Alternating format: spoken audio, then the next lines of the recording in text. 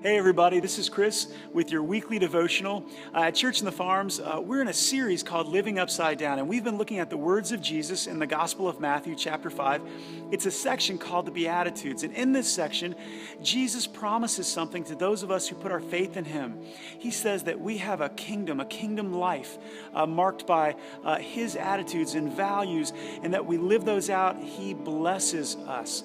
And so today we're going to talk about the first beatitude, and it's this, in verse 3 of Matthew's Gospel, chapter 5. This is what it says: "Blessed are the poor in spirit, for theirs is the kingdom of heaven." Now we know that phrase, poor in spirit, literally means to be humble, to have a spirit of humility when it comes to our relationship with God, to realize, God, we need you, I need you, and to have a spirit of humility with the people around us that we do life with, to realize that we need to put them before ourselves and to serve them.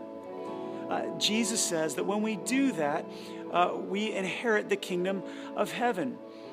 But the challenge is that humility is very difficult for many of us. And we live in a world that tells us and shares with us and gives us the opposite message.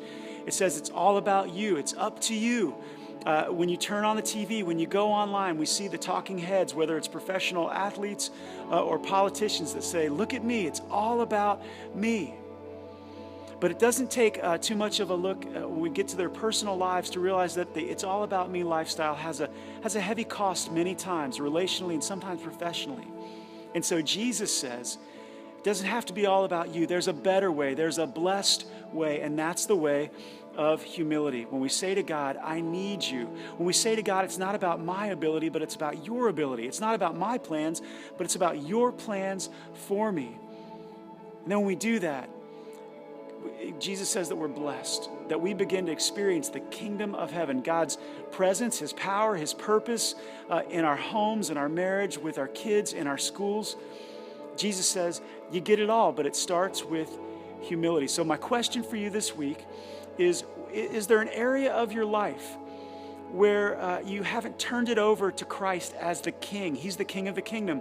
Is there an area, is there a relationship, is there a habit, is there a hobby, is there a dream where you're still sitting on the throne of your life? And Jesus is asking for you to humble yourself. He's asking for me to humble myself and turn that area over to Him so He can do what only He can do. And when we do that, we'll experience what Jesus said is the blessed life in the kingdom.